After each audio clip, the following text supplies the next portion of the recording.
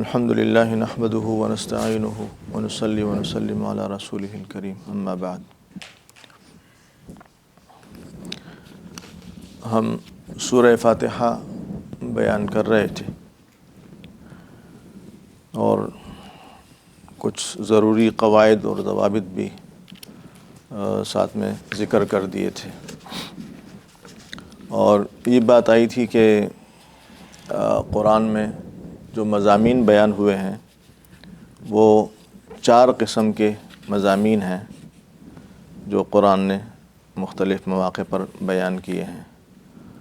تو ایک تو اس میں احکامات سے متعلق تھا کہ علم الاحکام ہے، اور علم القصص ہیں، علم السلوک ہے، اور جو بنیادی طور پر ہے وہ علم الاصول ہے، جس میں توحید، رسالت اور معاد کا تذکرہ ہے۔ تو اس میں ایک بات اتنی سمجھ لینی چاہیے کہ عام طور پر بعض لوگ جو ہلکے انداز سے تفسیر کو پڑھتے ہیں اور کچھ سمجھنے کی کوشش کرتے ہیں، جو باضابطہ عالم نہیں ہوتے اور پورا تفصیلی علم حاصل نہیں کر سکتے ہوتے، تو انہیں اس بارے میں تھوڑی سی احتیاط کرنی چاہیے، تھوڑی نہیں بلکہ زیادہ احتیاط کرنی چاہیے کہ جو مسائل سے متعلقہ چیزیں ہیں یا جو ایسی ہیں کہ جس میں کچھ زیادہ علمیت کی ضرورت ہے، تو ان چیزوں میں چھیڑ چھاڑ نہ کریں۔ بعض اوقات یہ ہوتا ہے کہ آدمی تھوڑا بہت ماہر ہو جاتا ہے کچھ چیزوں کا، جیسے ہم درس پڑھ رہے ہیں تو ہم اتنا تفصیلی نہیں کر رہے، ویسے کچھ لوگوں کو لگ رہا ہو کہ شاید زیادہ تفصیلی کر رہے ہیں، لیکن یہ بھی اتنا تفصیلی نہیں ہے۔ تو اس طرح کے جو دروس ہوتے ہیں وہ صرف اپنی سمجھ کے لیے ہوتے ہیں، اور وہ آیات جن کا تعلق نصیحت سے ہے، اصلاح سے ہے، یا جن کا تعلق جو ہے وہ دعوت سے ہے، موت سے ہے، جنت جہنم کے بیانات ہیں، اس میں اس طرح کے اصلاحی پہلو کے بیانات ہیں، یا جو علم القصص ہے، انبیاء کے واقعات ہیں، کچھ قوموں کے واقعات اور قصص ہیں جس سے عبرت حاصل کرنی مقصود ہے، یا جو علم السلوک سے متعلقہ کچھ چیزیں ہیں جس سے اللہ تعالیٰ پر اعتماد، بھروسہ اور توکل میں اضافہ ہوتا ہے۔ تو اس طرح کی جو آیات ہیں، توحید کی آیات ہیں، رسالت کی آیات ہیں، معاد کی آیات ہیں، تو یہ جو 4 قسم کے مضامین ہیں، تو اس میں 3 قسم کے مضامین تو گویا کہ اپنے فائدے کے لیے اور اس کو سمجھنا آسان ہے۔ جو علم الاحکام ہے اس میں کچھ چیزیں ہو سکتا ہے کہ سمجھ میں نہ آئے، تو جو چیزیں ہماری سطح سے اوپر کی ہوں تو اس میں بعض اوقات ہم لوگ یہ ایک غلط فہمی ہوتی ہے، یا اس کو کیا کہیں، غلطی ہوتی ہے کہ ہم اس کو پھر اس میں اجتہاد کرنے لگ جاتے ہیں کہ میرے خیال میں تو یہ چیز ایسی ہونی چاہیے۔ بھائی آپ کون ہوتے ہیں؟ آپ کا خیال کیا ہوتا ہے؟ آپ کے خیال کی شریعت میں، اسلام میں، قرآن میں کیا حیثیت ہے؟ ٹھیک ہے نا؟ اور پوری زندگی آپ نے تو اس لائن میں گزاری نہیں ہے جو اس کے مہارت حاصل کرنے کی لائن ہے، تو اس میں پھر اپنے خیالات کا اظہار کر لینا کہ میں نے تو جی کچھ قواعد بھی پڑھ لیے ہیں اور کچھ چیزیں دیکھ لی ہیں، تو اب میں اپنی چیزیں اس میں داخل کروں اور اپنے خیالات اس میں داخل کروں، میرے خیال میں تو اس کا مطلب یہ ہونا چاہیے۔ تو اس طرح کی باتیں جو گمراہ کن ہوں وہ آدمی جو ہے اس سے احتیاط کرے، یہ بہت ضروری چیز ہے۔ اگر یہ بات نہیں ہوگی تو پھر بعض اوقات قرآن پڑھ کے بھی آدمی بجائے اس کے کہ ہدایت پر آئے، گمراہ ہو جاتا ہے۔ یہدی بہ کثیرا و یضل بہ کثیرا۔ کچھ لوگ ایسے ہوتے ہیں جو قرآن پڑھ کے ہدایت پاتے ہیں، اور کچھ ایسے ہوتے ہیں جو قرآن پڑھ کر گمراہ ہو جاتے ہیں۔ تو اس لیے اس کا خیال رکھنا چاہیے۔ بعض لوگ کہتے ہیں کہ جی قرآن تو بہت آسان ہے، تو اس میں کیا حرج ہے؟ ہر آدمی سمجھ سکتا ہے، کوئی بھی اردو ترجمہ پڑھ کے بھی سمجھ سکتا ہے. اور قرآن میں وَلَقَدْ يَسَّرْنَا الْقُرْآنَ لِلذِّكْرِ فَهَلْ مِن مُدَّكِرٍ، کہ ہم نے قرآن کو نصیحت کے لیے آسان کر دیا ہے کوئی سمجھنے والا؟ تو یہاں وہ اس لِلذِّكْر کو حذف کر دیتے ہیں کہ ہم نے قرآن کو آسان کر دیا ہے کوئی سمجھنے والا؟ حالانکہ جو قرآن کے الفاظ ہیں وَلَقَدْ يَسَّرْنَا الْقُرْآنَ لِلذِّكْرِ، ذکر سے مراد نصیحت ہے، کہ نصیحت حاصل کرنے کے لیے ہم نے قرآن کو آسان کر دیا ہے. تو ہے کوئی سمجھنے والا جو اس کو سمجھے؟ اور نصیحت سے متعلقہ یہ چیزیں ہیں جو میں نے عرض کر دی، جو علم الاصول ہے کہ توحید ہے، رسالت ہے، معاد ہے، یا پھر علم القصص ہے، اس میں واقعات ہیں انبیاء کے اور قوموں کے اور کچھ کامیاب لوگوں کے اور ناکام لوگوں کے قصے ہیں، یا علم السلوک سے متعلقہ باتیں ہیں. تو اس کا تعلق ذکر سے ہے، للذکر، اصلاح سے ہے، نصیحت سے ہے. تو قرآن آسان ہے، اللہ تعالیٰ نے آسان کیا ہے، لیکن جو للذکر ہے یہ لفظ خود دلالت کرتا ہے اس بات پر کہ نصیحت حاصل کرنے کے لیے آسان ہے. یہ نہیں کہ ہر آدمی جو ہے نا وہ مسائل کا استنباط شروع کر دے اور اپنے خیالات کا اظہار شروع کر دے کہ جی میرے خیال میں تو یہ اس آیت کا مطلب یہ ہونا چاہیے، اور میرے خیال میں تو اس حدیث کا مطلب یہ ہونا چاہیے.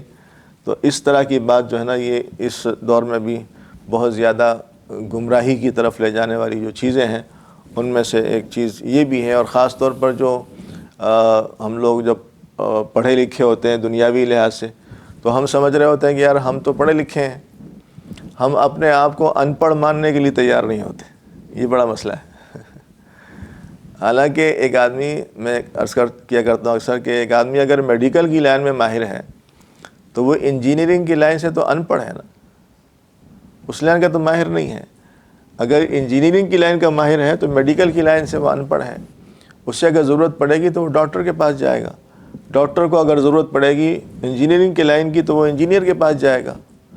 تو جیسے وہاں ہم یہ سمجھتے ہیں تو یہاں بھی جو لوگ قرآن و حدیث کے ماہر ہیں، جب ہمیں کوئی اس طرح کی پریشانی ہو اور ہم اس کو نہ سمجھ سکیں یا ہماری سمجھ میں نہ آئے یا ہماری سمجھ میں غلط بات آئے، ایک بات کا سمجھ نہ آنا اور یہ معلوم ہو جائے کہ یہ سمجھ نہیں آئی، یہ بھی بہت اچھی بات ہے. بقول مفتی زین العابدین صاحب رحمۃ اللہ علیہ کے فرمایا کرتے تھے کہ آدمی ایک تو جاہل وہ ہوتا ہے نا جس کو اپنی جہالت کا پتہ ہوتا ہے کہ میں جاہل ہوں، اور ایک جاہل وہ ہوتا ہے کہ جس کو اپنی جہالت کا پتہ بھی نہیں ہوتا کہ میں جاہل ہوں. تو اپنی جہالت کا پتہ نہ ہونا یہ بہت بڑی جہالت ہے. تو یہ آدمی کو گمراہی کی طرف لے جاتی ہے کہ آدمی کو ایک چیز کا پتہ نہیں ہے، یا اس کے دل میں ایک دوسرا خیال آ رہا ہے کہ اس کا مطلب تو یہ ہونا چاہیے. تو اب جو اس کا مطلب صحابہ سمجھے ہیں وہ صحیح ہے یا جو ہماری سمجھ میں آ رہا ہے وہ صحیح ہے؟ جو اس آیت کا یا اس حدیث کا مطلب جو تابعین تبع تابعین فقہائے کرام سمجھے ہیں تو اس کا مطلب وہ صحیح ہے یا یہ صحیح ہے جو ہم سمجھیں؟ تو قرآن و حدیث سمجھنے کے لیے بھی ظاہر ضرورت ہے کہ ہم اس کو سیکھیں. اور وہ قرآن میں ایک جگہ فرمایا نا کہ ہم نے کیا اس کو کہ اس رمضان کے بارے میں کہ آپ جب من الخیط الاسود من الخیط الابیض، اس طرح کے الفاظ ہیں کہ جب سفید دھاگا اور کالا دھاگا یہ الگ الگ ہو جائیں تو پھر اس وقت آپ سحری کھانا بند کر دیں روزہ رکھنے کے متعلق. تو اب ایک صحابی نے سن لیا تو انہوں نے جناب ایک سفید دھاگا رکھا، ایک کالا دھاگا رکھا کہ جناب یہ الگ الگ ہوگا. اس زمانے میں تو لائٹیں تو تھی نہیں ہماری طرح کی لائٹیں لگی ہوئی ہیں. اب اتنی روشنی ہوگی کہ یہ سفید اور کالا دھاگا الگ الگ نظر آئے گا تو پھر اس وقت میں کھاتا رہوں گا. اس کے بعد سحری کا وقت ختم ہوگا. تو جب حضور پاک صلی اللہ علیہ وسلم کے پاس بات گئی وہاں تو پوچھتے تھے ہر چیز، تو حضور نے فرمایا اس کا مطلب یہ تھوڑی ہے سفید اور دھاگا، اس سے تو آسمان کے اندر جو شفق ہوتی ہے وہ شفق مراد ہے. تو عربوں کو بھی سمجھنے کی ضرورت ہے. بعض اوقات یہ بھی ہماری غلط فہمی ہوتی ہے، ہم سمجھتے ہیں بھئی عرب تو عرب ہے، ان کو تو عربی آتی ہے تو ان کو قرآن سمجھنے کی کیا ضرورت ہے. تو ایسا نہیں ہے، جس طرح ہمیں ضرورت ہے قرآن سمجھنے کی، تو عربوں کو بھی قرآن سمجھنے کی ضرورت ہے. جیسے ہمیں اردو آتی ہے، لیکن بہت ساری چیزیں اردو کی ایسی ہیں کہ جو ہم نہیں سمجھ پاتے. تو اور پھر یہ کہ اردو تو پھر بھی یہ مثال شاید فٹ نہ ہو کہ اردو تو پھر بھی واضح کتاب چیزیں ہیں اور ہر چیز تفصیل کے ساتھ ہوتی ہے. قرآن میں ہر چیز تفصیل کے ساتھ نہیں ہوگی. بعض اوقات آپ کو اشارات کے آیات ملیں گے، بعض اوقات قرینہ سے بہت ساری چیزیں آپ کو ملیں گی. جیسے ہم نے الحمدللہ رب العالمین کا ترجمہ کیا کہ تمام تعریفیں اللہ کے لیے ہیں، تو اور ہم نے کہا کہ یہ جملہ خبریہ نہیں ہے، جملہ خبریہ ہے لیکن اس کا معنی انشائیہ والا ہے کہ قولوا الحمدللہ رب العالمین، کہ تم یہ کہو، کہ اللہ تعالیٰ فرما رہے ہیں کہ تم کہو الحمدللہ رب العالمین. اب یہ قولو کہاں سے آ گیا؟ یہ لکھا ہوا تو ہے نہیں. تو یہاں ہمیں قرینہ بتائے گا کہ ظاہر ہے یہ جو سورہ فاتحہ ہے یہ میں نے پڑھنی ہے نا، بندے نے پڑھنی ہے. اللہ تعالیٰ نے بندے کو یہ پڑھنے کے لیے دی ہے. تو بندہ اب کہہ رہا ہے کہ الحمدللہ رب العالمین، تمام تعریفیں اللہ کے لیے ہیں، اور اللہ اس کو نازل کر رہا ہے. اللہ نازل کرنے والے، تو گویا کہ یہاں قولو کا لفظ ضروری ہے کہ اللہ تعالیٰ بندے سے کہہ رہے ہیں کہ قولو، اے بندو تم یہ کہو کہ الحمدللہ رب العالمین. تو بعض اوقات قرائن ہوں گے تو قرائن سے وہ چیز ہمیں سمجھ میں آئے گی. تو بہت ساری چیزیں ایسی ہیں جو فقہاء نے سمجھی، ان سے پہلے صحابہ نے سمجھی اور انہوں نے اس کی تفسیر بیان کی. تو ہمیں اپنی طرف سے تفسیر کرنے کی ضرورت نہیں ہے. اس کو تفسیر بالرائے کہتے ہیں، علماء اس کو ناجائز سمجھتے ہیں. اس لیے کہتے ہیں قرآن میں اگر کسی نے اپنی طرف سے کوئی بات کہی اور اگر وہ صحیح بھی ہو تب بھی اس نے غلطی کی، چاہے صحیح بھی ہو تب بھی اس نے غلطی کی. تو یہ ایک گمراہی کا راستہ ہے جو بعض اوقات قرآن کے ذریعے سے بھی یہ راستہ کھلتا ہے، اور جب اس میں آدمی گمراہ ہوتا ہے، اس گمراہی میں چلا جاتا ہے، تو پھر وہ کسی کی بات مانتا بھی نہیں ہے کہ بھئی میں تو ویسے بھی پڑھا لکھا ہوں اور اب میں ریٹائر ہو گیا ہوں، اب میں نے ماشاءاللہ کوئی تھوڑی بہت تفسیر بھی سمجھ لی ہے، پڑھ لی ہے، تو اب تو میں مجتہد بن گیا. تو جب اس راستے پر آدمی چل پڑتا ہے تو یہ بہت زیادہ گمراہ کن راستہ ہوتا ہے. اس لیے ہمیں اللہ تعالیٰ اس سے محفوظ فرمائے. تو یہ ایک بہت ضروری بات ہے جو اس کو ہم اپنے ذہن میں رکھیں. اچھا، الحمدللہ رب العالمین میں ہم نے الف لام سے متعلق بھی عرض کیا تھا کہ تمام تعریفیں اللہ کے لیے. تو تمام تعریفیں، یہ جو ہم نے ترجمہ کیا تھا تو ہم نے کہا تھا کہ الف لام کا یہ ترجمہ ہے.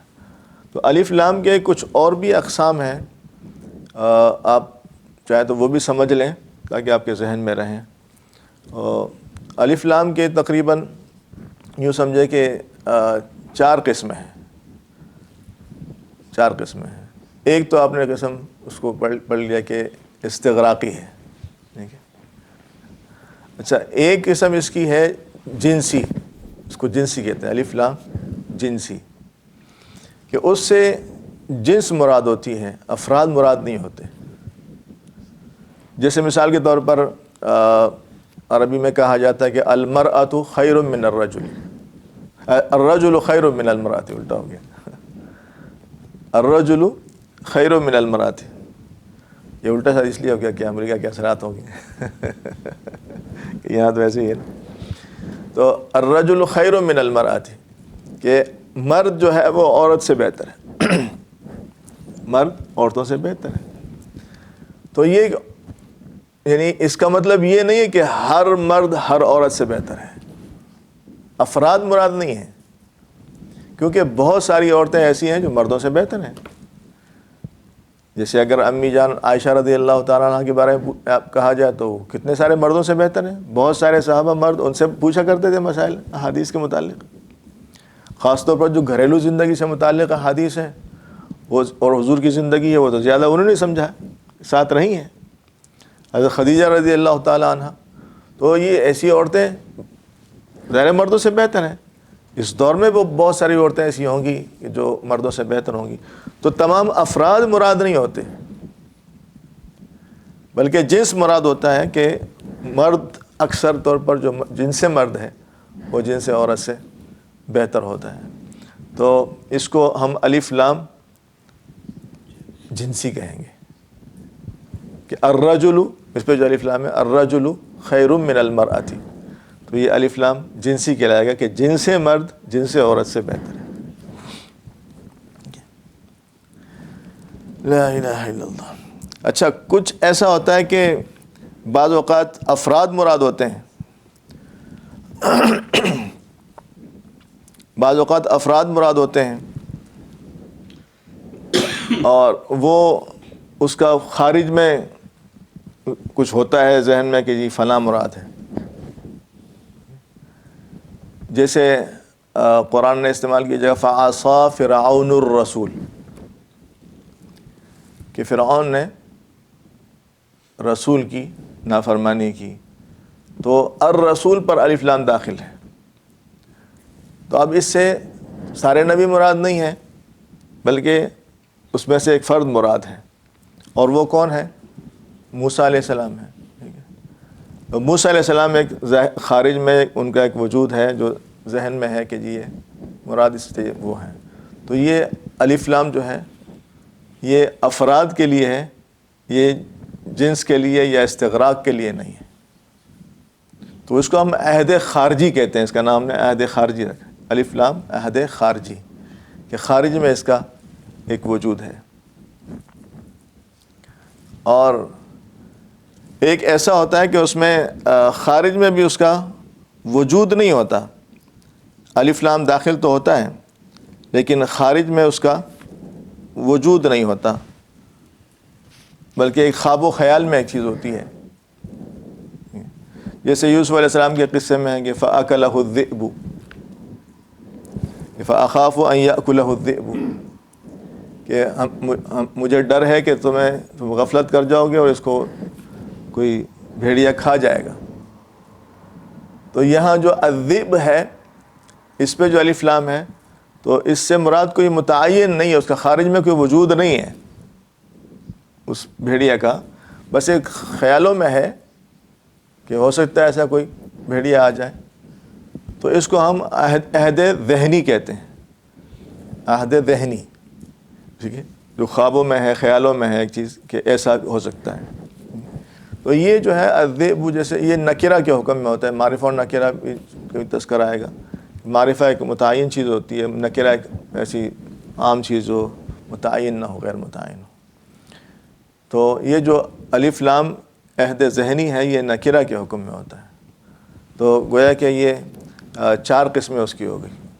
تو آپ اس کا وجہ حصر یوں سمجھے، وجہ حصر کہتے ہیں کہ وہ یہ تمام چیزیں اس میں جمع ہو جائیں، کہ الف لام جب آتا ہے تو اس سے یا تو جنس مراد ہوگا یا افراد مراد ہوں گے، ٹھیک ہے۔ اگر جنس مراد ہے تو اس کو ہم الف لام جنسی کہیں گے، جیسے میں نے مثال دے دی کہ الرجل خیر من المرأۃ، کہ مرد جو ہیں وہ عورتوں سے بہتر ہیں، ٹھیک ہے، لیکن یہاں جنس مراد ہے، افراد مراد نہیں، یا اس سے افراد مراد ہوں گے۔ اگر افراد مراد ہوں گے تو سارے افراد مراد ہیں یا کچھ افراد مراد ہیں، اگر سارے مراد ہیں تو وہ استغراقی ہے، جیسے والعصر ان الانسان لفی خسر، ان الانسان لفی خسر، الانسان بھی یہاں استغراقی ہے کہ تمام انسان، تمام افراد مراد ہیں، مرد ہوں یا عورتیں ہوں، سب خسارے میں۔ پھر آگے استثناء کیا کہ الا الذین آمنوا۔ اسی طرح الحمد، الحمد حمد اور تعریف کے جتنے افراد ہو سکتے ہیں وہ تمام افراد مراد ہیں، وہ تمام چیزیں افراد سے مراد، وہ تمام ٹائپس، تمام اقسام اور انواع مراد ہیں، تو یہاں الف لام بھی استغراقی ہے۔ تو اگر کل افراد مراد ہیں تو وہ الف لام استغراقی ہوگا، اور اگر بعض افراد مراد ہیں تو بعض افراد خارج میں اس کا وجود ہے یا نہیں، اگر خارج میں اس کا وجود ہے تو اس کو ہم عہد خارجی کہیں گے، جیسے فعصا فرعون الرسول، الرسول میں الف لام ہے، جس سے موسیٰ علیہ السلام مراد ہے، اس کا ان کا وجود ہے۔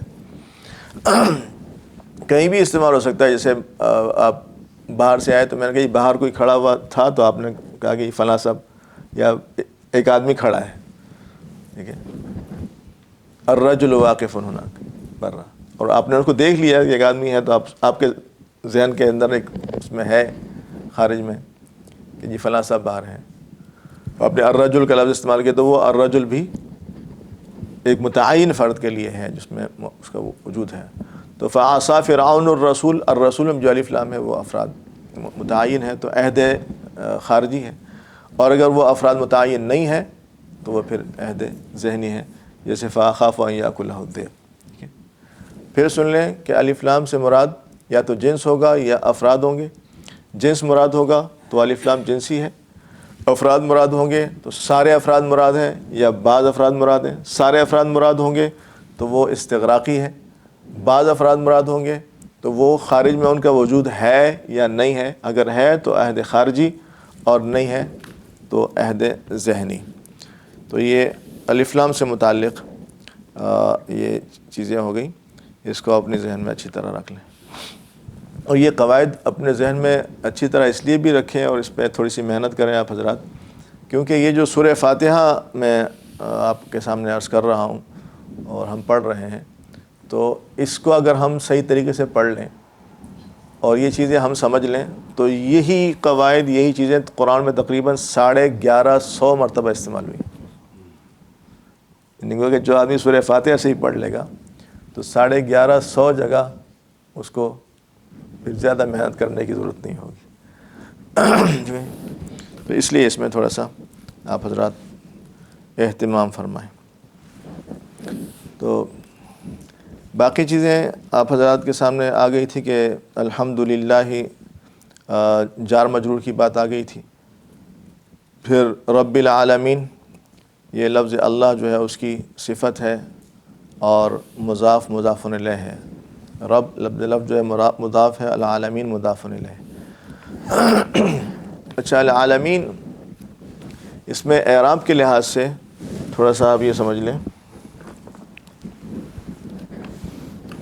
یہ الف لام کی اقسام تو لکھنے کی ضرورت نہیں ہے، میرا خیال ہے سمجھ لی ہوں گی آپ جانتے ہیں. جیسے عالمین ہے، العالمین،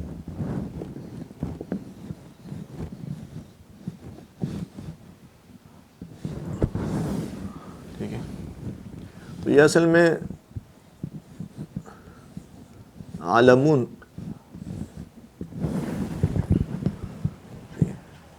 جیسے مسلمون ہے،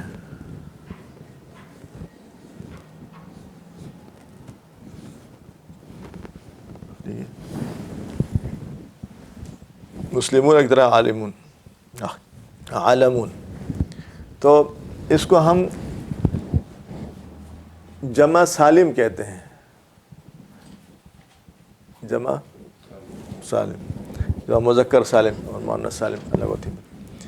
تو سالم اس لیے کہتے ہیں کہ اس میں جو ایک کو ہم مسلم کہتے ہیں، ٹھیک ہے، یہ ایک ہے اور یہ جمع ہے.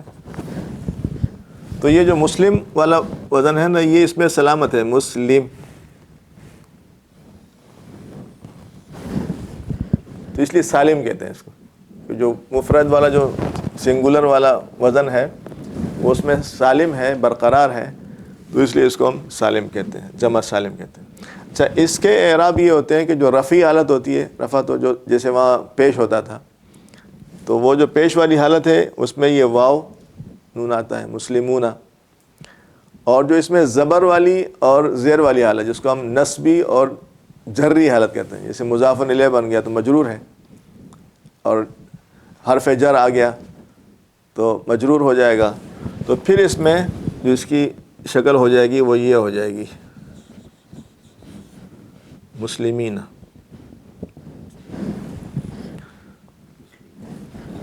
اسی طرح عالمین، تو یہ بھی عالمون تھا، اس کی رفعی حالت واو کے ساتھ ہوتی ہے. لیکن الحمدللہ رب العالمین، اب چونکہ یہ مضاف الیہ ہو گیا اور مجرور ہو گیا، تو اب اس کی جو زیر والی صورت ہے وہ یہ شکل ہوگی کہ یا ساکن اس سے پہلے مکسور اور نون مفتوح کے ساتھ. مثال کے طور پر میں کہتا ہوں کہ جی مسلمان آ گئے، تو جاء المسلمون، وہ تو فاعل ہے، فاعل مرفوع ہوتا ہے.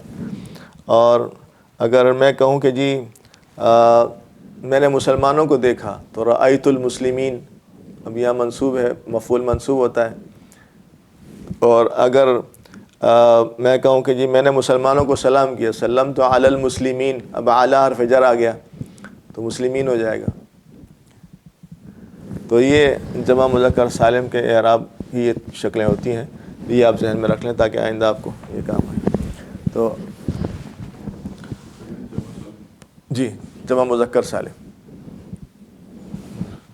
اور مسلمات تو جمع مؤنث سالم ہو جائے. مسلم کانسٹنٹ ہے، مسلم کانسٹنٹ ہے ہر جگہ ہوگا. یہ جو فرسٹ جس سے سرکل کیا آپ نے، جس ہاں اوپر ہوگا. جی ہاں، یہ تو اس میں سالم ہے نا، ہاں بس کو جمع بنانے کے لیے واو. اس کو جو بھی آگے بڑھانا ہے اس کے آگے ڈالنا. جی ہاں جی ہاں، عالمون مسلمون. تو اس میں یہ واو نون ہے، یہ جو ویسے پیش لگاتے تھے تو یہاں یہ واو نون لگائیں گے، اس کی علامت یہ ہو جائے گی. اور اگر یہ نسبی حالت ہو جائے گی یا جری حالت ہو جائے گی، حرف جر آ جائے گا یا مضاف الیہ ہو جائے گا، تو پھر مضاف الیہ مجرور ہوتا ہے، اس پہ زیر آتا ہے. تو اس کی زیر والی شکل یہ ہوگی، زبر والی بھی اور زیر والی بھی، دونوں شکلیں اس کی ایک جیسی ہوں گی. یہ ذہن میں رکھ لیں.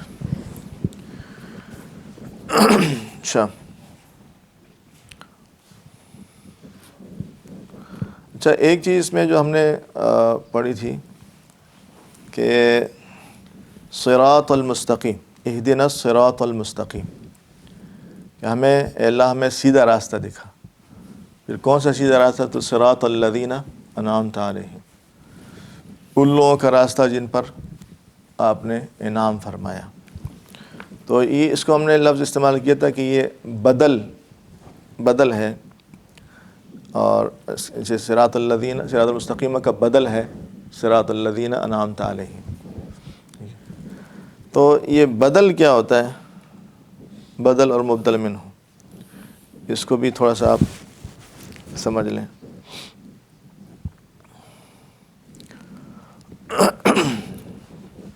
تو اس میں ایک یہ ہوتا ہے کہ بدل کی بھی 4 قسمیں ہیں. ایک ہے بدل الکل،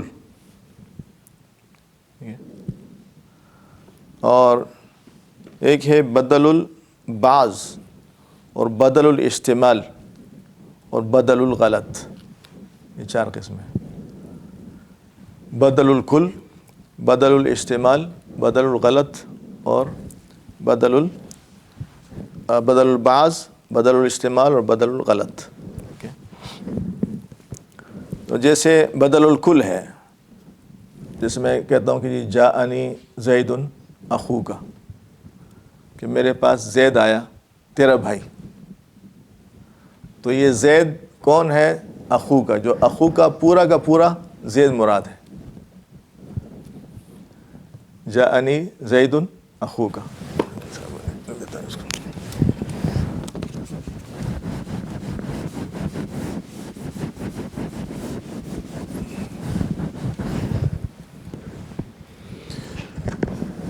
جیسے مثال کے طور پر میں کہتا ہوں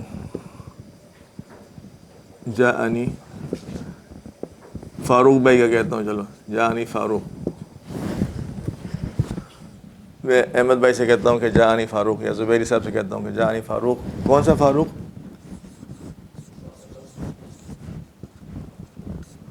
صدیقوں کا، آپ کا دوست.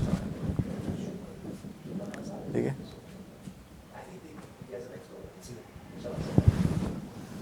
جاءنی فاروق صدیقوں کا، مجھے آپ کا دوست ہے نا. تو صدیقوں کا سے مراد پورا فاروق صاحب ہے نا، ادھورا نہیں ہے، اس لیے اس کو بدل الکل کہتے ہیں. بدل الکل، یہ پورا کا پورا مراد ہے. اچھا ایک ہوتا ہے بدل البعض،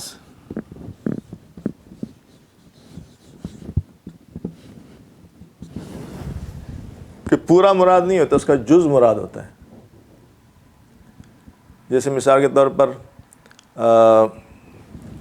میں کہوں کہ جی ضربا کے معنی مارا گیا. ضرب زید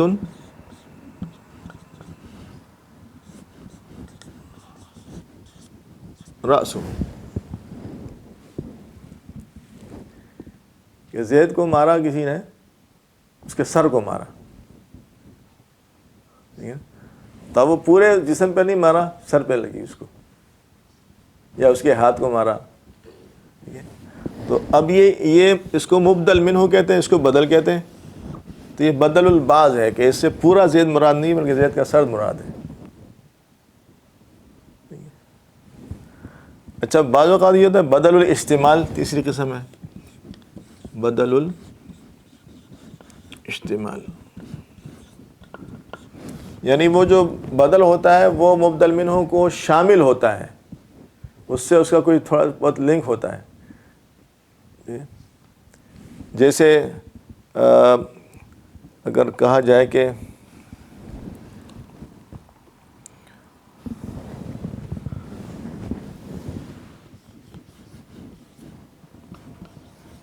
سرق زید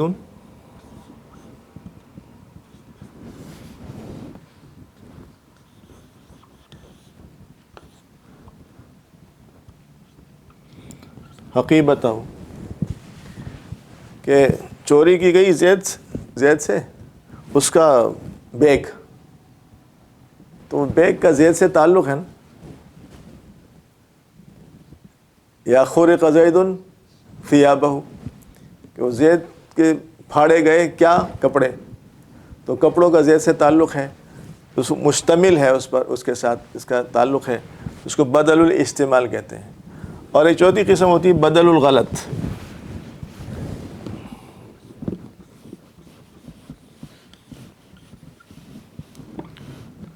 بدل الغلط، کہ وہ آپ ایک بات کہتے ہیں لیکن کہتے ہیں نہیں وہ یہ مراد نہیں تھی، یہ تو فلاں مراد ہے.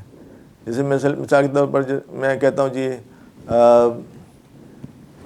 جاء عامر، عامر بھائی آ گئے، تو میں نے دیکھا دروازہ کھل کے ذرا لمبے قد کا کوئی تھا، تو میں سمجھا عامر بھائی ہوتے ہیں، تو میں نے کہا بھائی جاء عامر.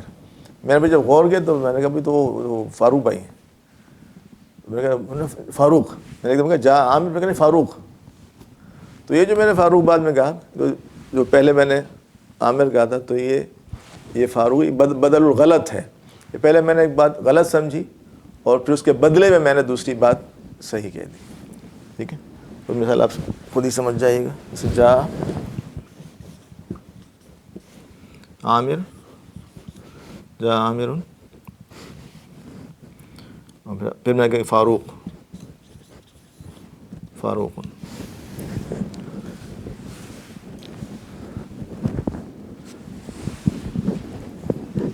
تو یہاں جو بدل ہے کہ اہدنا الصراط المستقیم، اور کون سا راستہ؟ صراط مستقیم، تو وہ راستہ جس پر انعام ہوا ہے. تو یہ بدل الکل ہے کہ پورا کا پورا راستہ ہدایت کا وہ ہمیں دکھا دے، اور وہ جن پر آپ نے انعام کیا ہے وہ کون لوگ ہیں؟ انبیاء ہیں، صدیقین ہیں، شہداء ہیں اور صالحین ہیں. اس کی تفصیل پہلے گزر چکی ہے، ہم کر چکے ہیں کہ اس میں بعض لوگ غلطی سے یہ سمجھتے ہیں کہ شاید ہدایت جو ہے وہ صرف حضور پاک صلی اللہ علیہ وسلم کی اتباع کا نام ہے. تو اللہ تعالیٰ نے شروع میں اس کو واضح کر دیا کہ ایسی نہیں، ایک غلط فہمی ہے آپ کی، بلکہ جس طرح حضور پاک صلی اللہ علیہ وسلم کی اتباع ہدایت ہے، اسی طریقے سے صحابہ کی اتباع بھی ہدایت ہے، اور جو فقہاء اور صالحین گزرے ہیں ان کی اطاعت بھی ہدایت ہے. وہ آپ کو ہدایت تک پہنچائیں گے اور آپ ہدایت تک پہنچیں گے. وَمَن يُطِعِ، کیا جو اس سے مراد ہے وہ النبیین و صدیقین و شہداء و صالحین، جو تفصیل آئی تھی کہ انبیاء، صدیقین، شہداء اور صالحین. صالحین میں فقہاء اور یہ سارے داخل ہیں.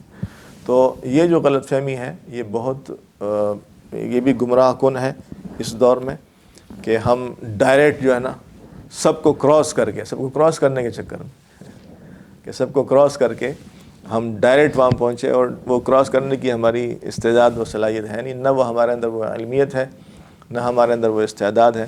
تو پھر ہم بجائے اس کے کہ کسی صحیح رخ تک پہنچیں اور وہ ہو جاتے ہیں. تو گزشتہ ہم نے جو کچھ صیغے بھی آپ کو کروائے تھے، تو امید ہے آپ حضرات نے اس کو دہرایا ہوگا. کسی نے کوئی محنت کی ہے اس پر؟ تو اس کو ذرا تھوڑا سا آپ دیکھ لیجئے گا، اس کو ہلکا نہ لیجئے گا، آپ کے پاس تو ہوگا تو وہ صیغے آپ کو یاد ہو جائیں۔ اس کے علاوہ پھر یہ غیر المغضوب علیہم ولا الضالین، تو مغضوب ہے اس میں مفعول کا صیغہ ہے، اور ضالین جو ہے ضال یہ اس میں فاعل کا صیغہ ہے۔ تو میں چاہ رہا تھا کہ اس میں فاعل مفعول بھی آج آپ کو کرا دیتا، لیکن چلو اب ٹائم ہو گیا ہے حضرات کا، تو اس کو انشاءاللہ آئندہ درس میں لے لیں گے۔ لیکن وہ جو صیغے آپ کو کرائے تھے وہ آپ کو سمجھ میں آ جائیں، یہ الف لام کی اقسام بھی آپ کو سمجھ میں آ جائیں، اور جو بدل سے متعلقہ جو باتیں عرض کی ہیں یہ بھی آپ ذہن میں رکھ لیں، اور انشاءاللہ باقی جو اس میں فاعل اس میں مفعول کا ہے یہ آئندہ درس میں انشاءاللہ اس کو دیکھ لیں گے۔ اللہ تعالی ہمیں قرآن کی صحیح سمجھ نصیب فرمائیں اور عمل کی توفیق عطا فرمائیں۔ الحمدللہ رب العالمین والعاقبۃ للمتقین، الصلاۃ والسلام علی رسولہ الکریم۔ ربنا ظلمنا انفسنا وان لم تغفر لنا وترحمنا لنکونن من الخاسرین۔